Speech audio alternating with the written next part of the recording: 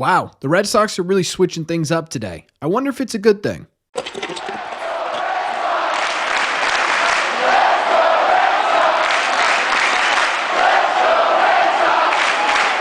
What is going on, everybody? Welcome back to Red Sea Radio. My name is Corbin, and the Red Sox are really switching things up, huh? They've been pretty active lately, and I guess that makes sense. One, the Boston Red Sox have dealt with an astronomical amount of injuries, and I'm sure there's going to be more news about injuries in a minute here. But on top of that, it's also May 1st, which means players who were on minor league deals, who had played a certain amount of time in the major leagues, now had the opportunity to opt out and seek a better deal, and the Red Sox had the opportunity to take advantage of that, and take advantage of that they did. They bolstered 2 spots on their roster, one via a trade, the other via a free agent signing. So what we are going to do in today's videos, we're going to break those down. We're going to talk about the trade, who was traded, how he was acquired, what his impact could be. We're going to talk about who was signed, why he was signed, and what his impact could be, and obviously how all of these moves, good and bad, affect the Boston Red Sox. But before we get into that, do me a favor, make sure you guys have hit that subscribe button if you haven't already. Also, make sure you guys have hit the like button as well. It just helps these videos out a ton, and it would mean a lot to me.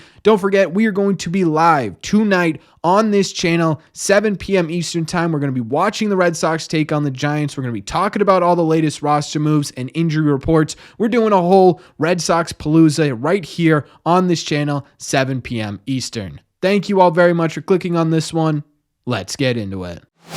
Okay, so let's start by talking about the trade, because it was the first one that took place today for this team. It was right around lunchtime, and it was the Red Sox trading with the New York Mets for infielder Zack in exchange for cash considerations. Now, we've talked about cash considerations a couple of times on this channel, but again, I absolutely love these because there's just no risk involved, right? It's just money at the end of the day, and for a team that's worth, what, $4.5 billion, we can have a conversation about what they think about money. It's a drop in a very large bucket, so if it doesn't work out, well, it doesn't work out. You didn't really lose anything. So I really like these type of deals. And for Zack specifically, like I said, he's a utility infielder that certainly is not known for his bat. He has spent more than 100 games at the major league level once in his career. That was in 2023, where he had a 204 average, a 292 on base percentage, and a 339 slug, which is good for a 73 OPS plus, about 27% below league average production.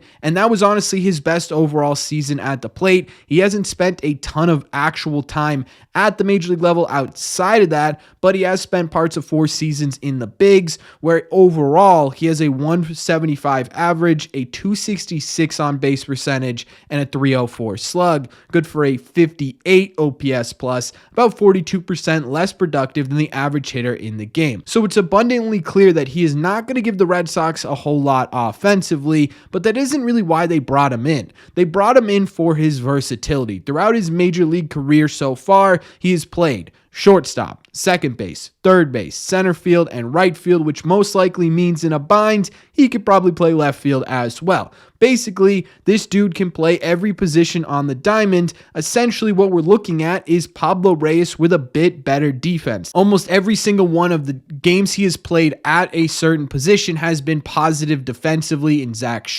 He looks like exactly what Pablo Reyes looked like when we brought him over from the Oakland Athletics last year. The only difference here is that, again, Zack is a bit better historically defensively. With where the Red Sox are at right now, honestly, this trade makes a whole lot of sense, right? Not because he's going to come in and be an everyday player, not because he's going to come in and spark this team into a gigantic postseason run or anything crazy like that, but because so many players have been going down, someone who you can essentially slot in to any position on the diamond and expect at the bare minimum you're going to get league average defense, as we've seen, is extremely valuable to a team's success. This is what you do in the back part of your roster. You continuously try to improve it, and that's what the Red Sox did in this trade, so I personally like it a whole lot. Now, there is one caveat to this Zack trade, and that is the fact that he is out of minor league options, meaning they had to add him to the 26-man roster, and this is how they did it. The answer to that question is we just simply don't know right now. I wish I had more information for you, but just a couple of minutes ago, Alex Cora announced that Zack Short is planning on joining the team tomorrow. So that's when we'll have our official announcement as to whose place he's taking on this roster.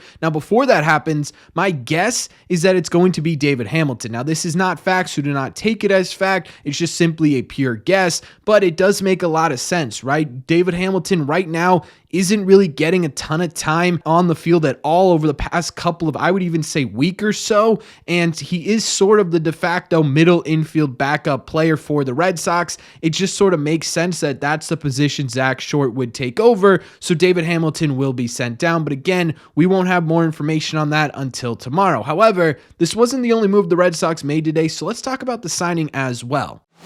The other player picked up today by the Boston Red Sox was one Dominic Smith. Now, Dominic Smith had signed a minor league deal with the Tampa Bay Rays, but again, because he had committed to a certain amount of service time at the major league level, he did automatically get that May 1st opt-out included. He decided to opt out, and the Red Sox took advantage of that. Now, he had not played yet this year at the major league level, but in AAA for the Tampa Bay Ray affiliate, he was actually hitting pretty well. In 21 games, he had a 263 average with a 337 on base percentage and a 375 slug, good for a 712 OPS. Not terrible, especially when it comes attached with major league experience, because Dom Smith does have a lot of that. His last full major league season was in 2023, just last year, where he played 153 games, so not a guy who's missing a ton of time. He is 28 years old, so it's not like he's a bit of an older guy too.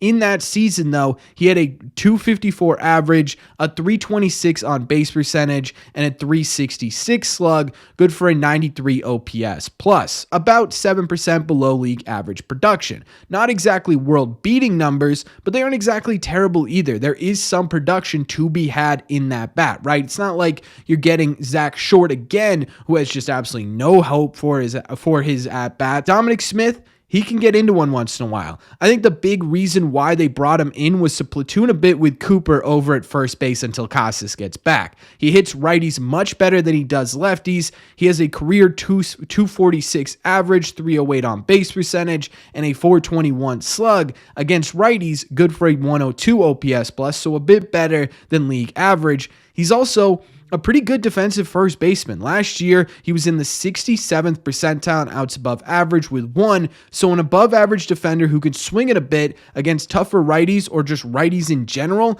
I don't think that's a bad move at all. It gives the Red Sox a whole lot more versatility, which I actually think is extremely important to where they are roster construction-wise right now, right? Ideally, you don't want a ton of guys who are just extremely versatile. You want guys who have cemented themselves and played well enough to be your column that you are building upon in this lineup or on the field. However, with all the injuries that are going on right now, being able to bring in a guy who's going to make you more versatile defensively and allow you to mix and match your defense a little bit more, and a guy who's going to allow you to mix and match your at-bats a little bit more is also going to be absolutely fantastic. So here's my thing with this. Yes, it's not some $40 million splashy signing that's going to get everyone pumped up, right? We're not sitting here going, hell yeah, the Red Sox got Dominic Smith, we're back, baby. But that doesn't mean it's not a smart move. In my opinion, it's actually a very smart move because of what it allows you to do with the rest of this roster you have put together,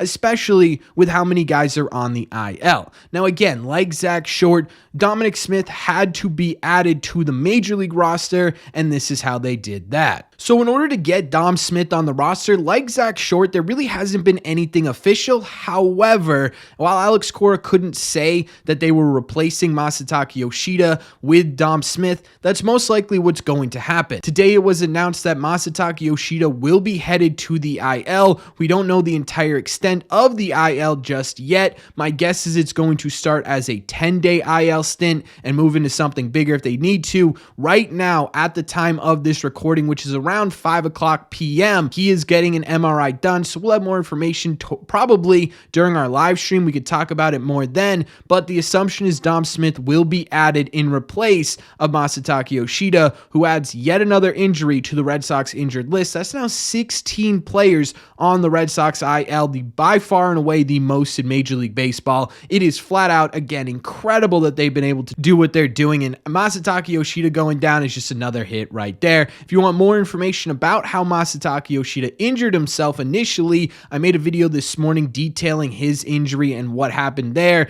and his plans for the MRI and all that good stuff. But yeah, that's how Dom Smith is getting added to this Major League roster. Most likely. It's not a guarantee yet, but that sounds like what's going to happen.